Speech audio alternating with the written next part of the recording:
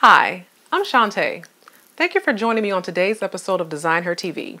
Sweet success takes on a whole new meaning as I sit down with 20-year-old entrepreneur Jordyn Gaynes, CEO of JordyCakes. We find out what it takes to go from Jordyn the baker to Jordyn the business. Keep watching.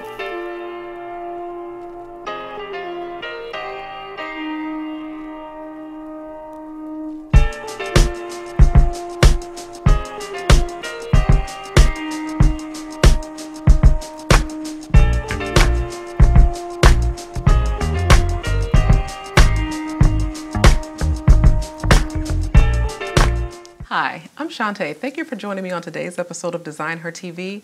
Today I'm here with a phenomenal young woman, Jordyn Gaynes, CEO of JordyCakes Cake Boutique. Jordyn is a phenomenal cake artist and she is well known throughout the Chicagoland area. She's well known for celebrity cake decoration, and one of the things that people know her for is the quality, the creativity that goes into her cakes. But today we're going to talk to Jordyn the entrepreneur. Jordyn is just 20? Yes. Is just 20 years old. And so I wanted to talk to her about what it is to be this young, running a business, and overcoming some of the things that most entrepreneurs face and how she's been able to do that and still be successful. So Jordyn, thank you for coming. Thank you for having me. Okay, we are in Jordyn's Cupcake Boutique, and it's like phenomenal. It's like more than cupcakes. But she did say that you carry cupcakes everywhere you go. So tell me about that. When I first started my business, my plan of attack was to make sure everybody knows that I make cupcakes and cakes. So I'm going to my friend's house, I got cupcakes. You never know who you're gonna see. This is true. Go to people's birthday parties, they might already have a cake, but I'm bringing my stuff. You never know. And that's how I got so many of these amazing opportunities, because I'm putting myself out there, being the brand, not just having a brand. I love that. You guys know that it's not enough to have a business. You have to have an audience. You have to have a following. You have to be known, and you have to be signature. Yeah. And so that's just one way. She didn't have a website. She didn't have business cards. She brought her brand with her. This is what she's known for. So as you were starting to bring the cupcakes to the parties, tell me what happened from that. Did you book any parties? Did you get any opportunities? Tell me about the cupcake branding strategy. Well, it really started when I was in high school, bringing cupcakes around, but following that, like just because that was like a traditional type of thing that I did, one of the opportunities, I brought cupcakes to my brother's friend's party, and someone was there from the Shaka Khan's planning committee. Wow. For her concert in Millennium Park, and they're like, wow, these cupcakes are great, you need to make a cake for her concert. Like, who would have thought? Like, I didn't bring him for that, I was just trying to give him some good cupcakes. Hello. And now I'm making a cake for Shaka Khan. And after that, I made a cake for Dwayne Wade because I spoke with the people at that event. And the next event, I ended up making a cake for Common. It all led from those 12 cupcakes that I brought. And they were the simplest, like they had simple decorations on them to show the skill, but they had the taste that you can just easily, you know, grab and go. And that's how I've made cakes for those celebrities because of those cupcakes. And what I love about that is, one, you never know who's in the room. So as I often say, you never know who's watching you.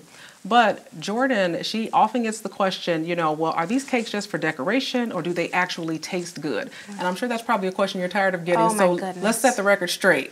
The cakes taste as good as they look. I think they taste better than they look, personally, but they do look phenomenal. And people they're so surprised. When they cut the cake, they'll send me an email like, wow, I knew the cake was going to be gorgeous, but I did not know it was going to taste good. And I'm like, is that it's not an expectation for it to taste good anymore, but I'm helping it become an expectation. When they get a cake now, they know it's going to taste good. So now that you know, and the reputation, it speaks for itself. People can read people's comments and they're like, wow, well, I know it's going to taste good, so let me get this cake. And in this day and age of social media, word of mouth is so important. And so I want to talk to you a little bit about how you guys utilize social media. Mm-hmm. Do you have a Facebook account? Are you on Instagram? Because you're a visual brand, and so the visual aspect tends to be very important. Yeah, I started off having a Twitter, and I would be tweeting about how I'm making cakes, and I mean, when you were able to start posting pictures on there, I would get much more volume from that. So then I'm like, then Instagram came around, so I'm like, I need to get an Instagram account. I started posting pictures of my cakes, and I have a Facebook account as well. As soon as I started posting my pictures on Instagram, 98% of my business comes from Instagram. Wow. Because they want to see the cake. If I post a picture of a Ninja Turtle cake, there's 15 people that know somebody that has a little boy who needs a cake. Well, there you go.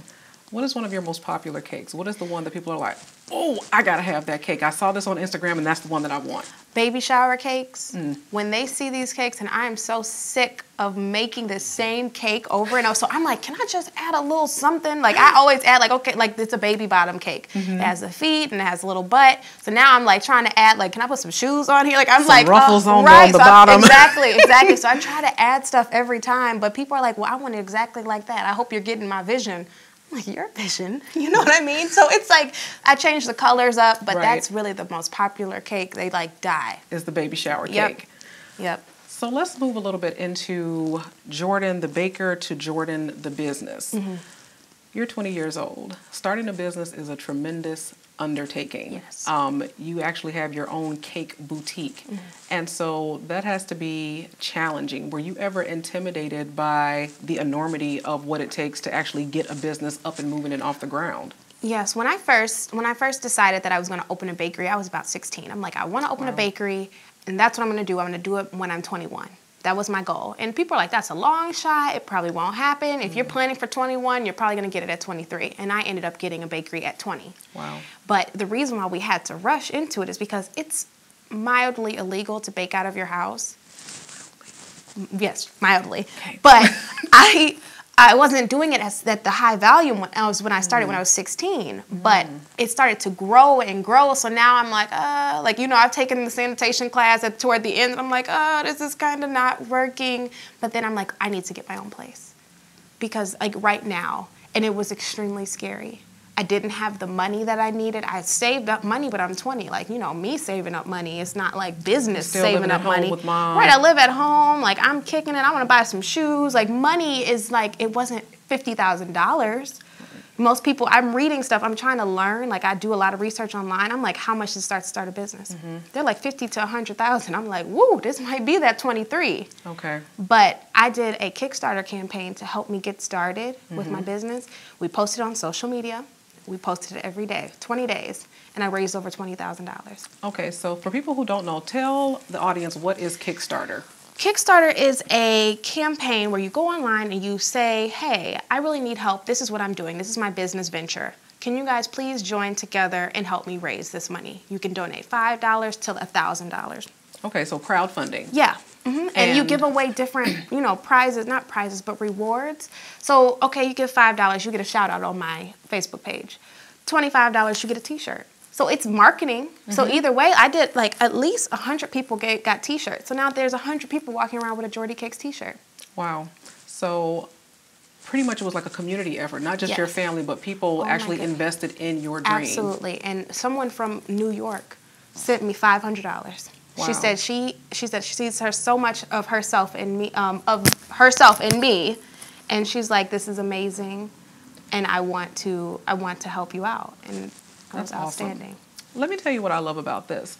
A lot of times we have this looking good conversation, this prideful conversation. I'm not going to put myself out there. I'm not going to let people know I need money, and we start to feel some kind of way because we feel like people are going to judge us, but you can't control how people feel. Right. And if you don't ask, you won't get it. You won't get it. Absolutely. And so in 20 days, you raised $20,000, and we're sitting in the investment of people who invested in your dream. Exactly.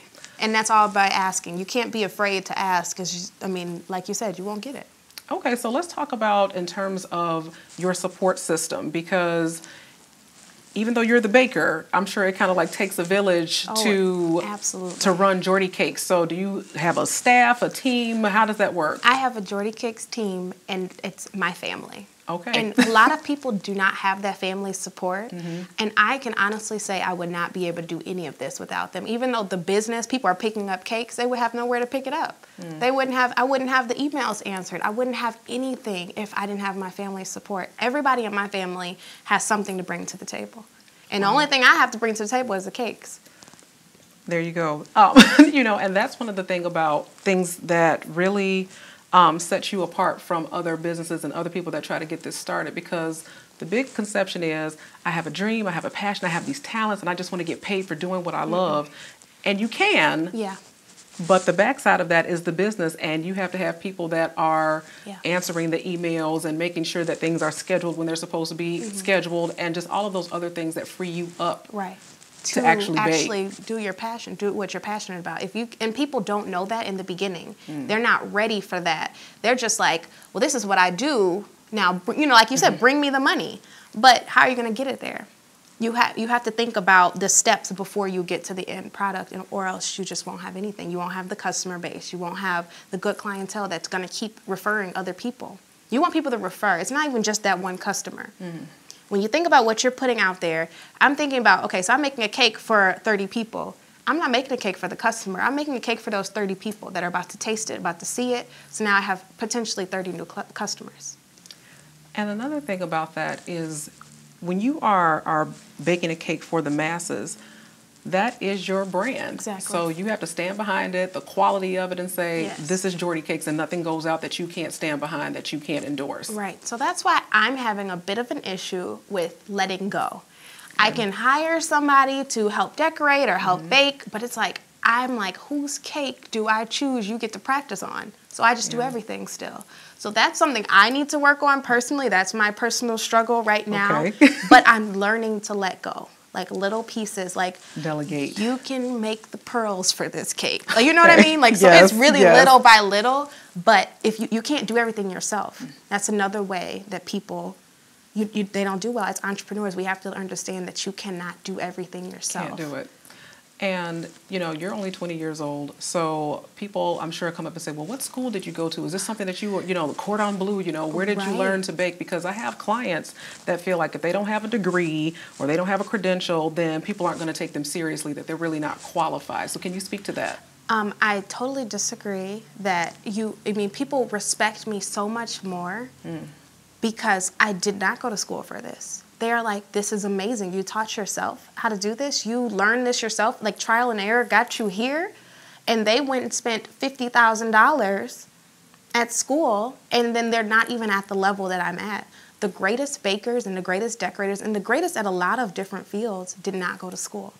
The people that make the most money in this country did not go to school. And that's a lesson that I had to learn. So, you know, I'm Dr. Bishop. I'm a college professor, so I've kind of like reached like the height of where I'm supposed to be.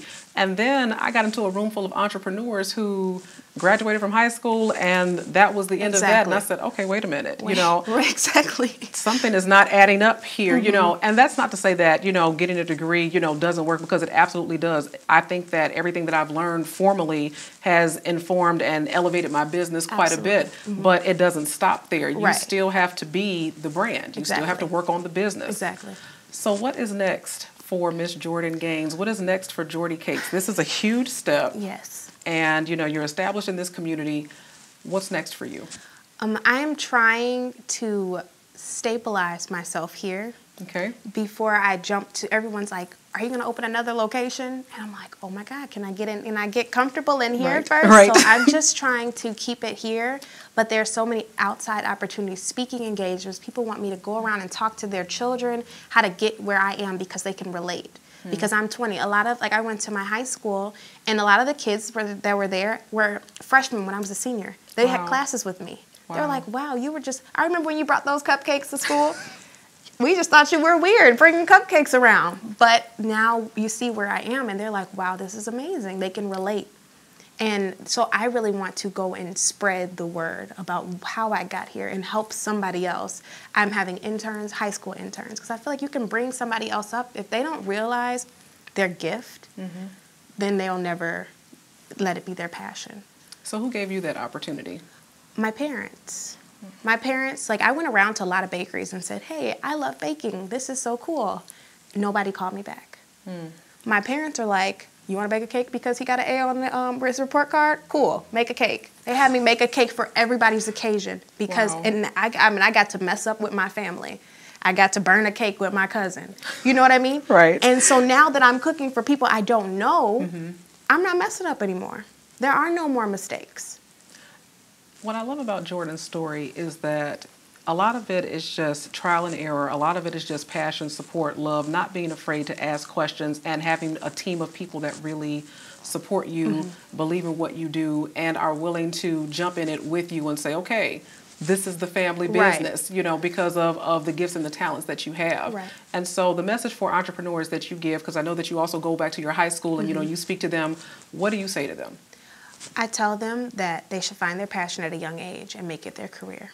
Because I love what I do. Coming here at all hours in the morning and staying late at night, I love it. It's not a job. And you don't want to work a bunch of jobs before you find your passion. Because everybody has a passion, everybody has a gift, but it's finding it. So think about what you like right now and how you can be an entrepreneur, how you can learn these business skills now. People are going to respect you so much more. As a young entrepreneur, I get this so much. People are like, wow, you're so young, this is inspiring. And they want to support you. That's $20,000 in 20 days. They want to support the youth. Because there's so many things that young people are not doing right. They really are happy with when someone is doing right. Phenomenal. So if people want to take action with you, if people want to order a cake or, you know, make an appointment to come to the boutique, where can they find you? They can go to my website. It's JordyCakesBoutique.com. And they can look at pictures, you can order, you can look at my calendar to see when you can order, because it's really busy. It's really busy. But as I do let go of some of the, you know, I can't do everything. Right. But once I start letting some other people do some stuff, I can take more cakes. But right now, it's just a struggle right now. But I really would love to make more cakes. I hate turning down cakes. I like to make everybody. And so right now, you have a pretty full schedule. Until about the end of May. Okay. It's busy. But by May, I should be able to take some more orders. We're implementing that now, like in this process. But we're trying. It's hard. Well, thank you so much, Jordyn, for interviewing having with me today. I can't tell you how proud I am of this young lady. Jordyn reminds me of my daughter who wants to be a chef and who wants to be a baker. And sometimes it's just a matter of putting people in touch and seeing it up close and personal that this really can happen. And I think that Jordyn is a phenomenal example of what can happen when you are passionate, you follow your dream, and your family supports you. So thank you for watching. We'll see you next time. Bye.